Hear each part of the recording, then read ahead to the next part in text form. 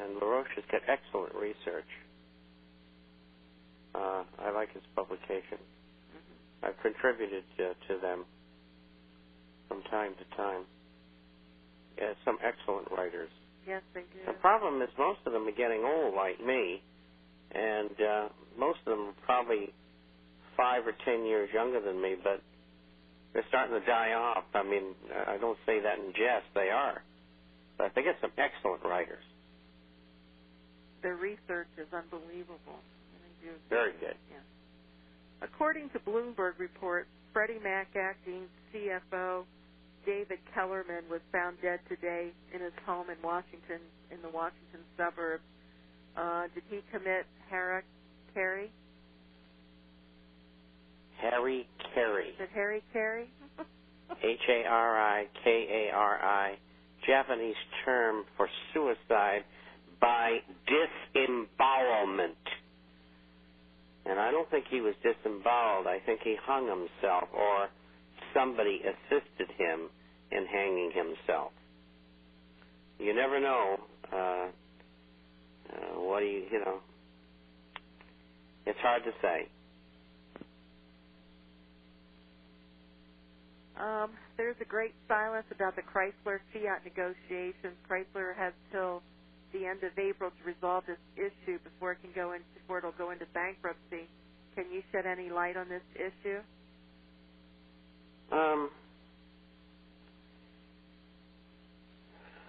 I think they're both going bankrupt.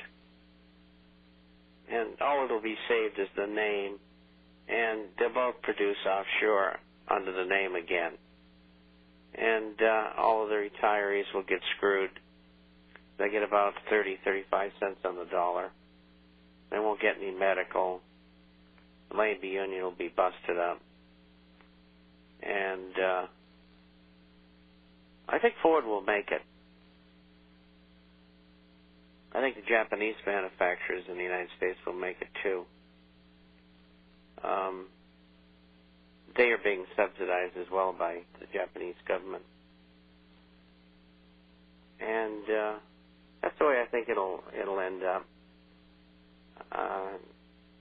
The money's been spent, billions. Of course, the average person and the people who work for Chrysler and GM wanted the money spent. They thought there was a chance that they could work longer, or maybe it would work. And people got to understand that this was done deliberately. It just didn't happen. And so, you got to take things as they really are, not what you'd like them to be. And the history, and it was done deliberately. And that's just the way it is. That's the same with GM. They've announced today that they're not going to pay their $1 billion installment fee or whatever, that they won't be able to pay it. So, what about the? You don't hear much talk about Mercedes or BMW or Volvo. I mean, is that pretty much because they have their own little niche? Well, hold on a second here. I'm trying to take a number down.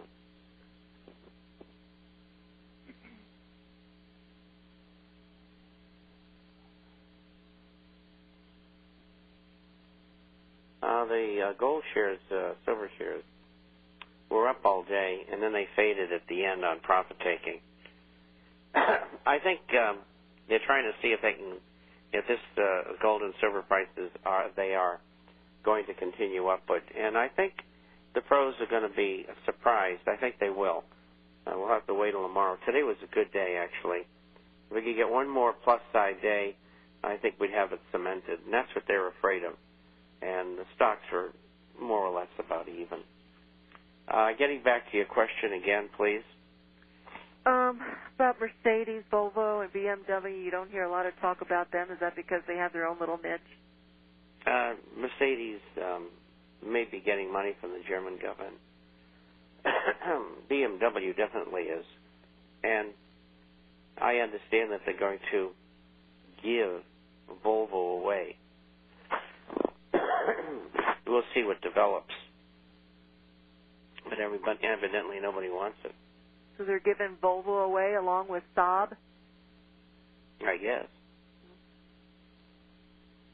Has Iran ever started their oil exchange selling oil for euros only? No, it never has. Not that I know of. And probably because they didn't want to get attacked.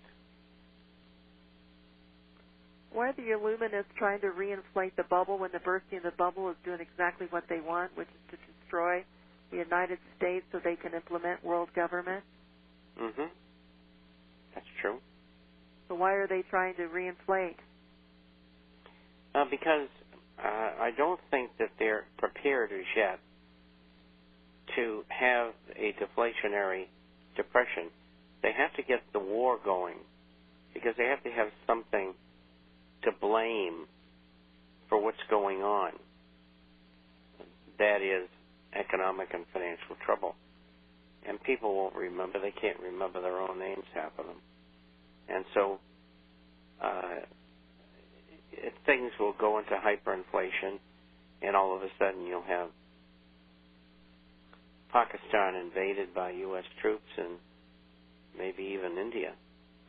But I don't think so. And I think when they consolidate their moves in Pakistan and the surrounding area, I think they'll go after Iran. And I got a letter this morning from somebody in Israel that says they think they're 2 months away from attacking Iran. And could be, but I don't think so. I don't think everything's in place yet. Another thing, too, is that Brzezinski, Zbigniew Brzezinski, is the one who put together this Middle East, Eastern Europe, Western Asia plan to have a permanent U.S. presence in those areas, and for a lot of reasons: oil, minerals, and geopolitical flanking of both China and Russia. And he proposed, and it's in my next issue coming out in January, that we have a G2, China and the United States. And he explained that the reasons why. And he was the one who was behind the training of and the campaign of Obama. And that's been going on for 18, almost 20 years. He is being outflanked by Larry Summers, who says, no, we're going to have 8 or more nations who are going to make these kind of decisions. So there's a little bit of disagreement among the Illuminist players as to how to proceed from here. And that's been going on for a long time. And it's not stopping, which is good for us, bad for them. And,